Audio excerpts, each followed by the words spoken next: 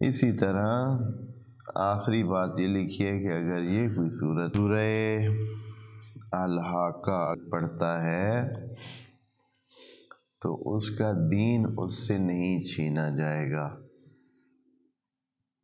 دین بھی چھن جاتا ہے، دین اس سے نہیں چھینا جائے گا، یعنی وہ اپنے دین پر، حق پر قائم رہے گا۔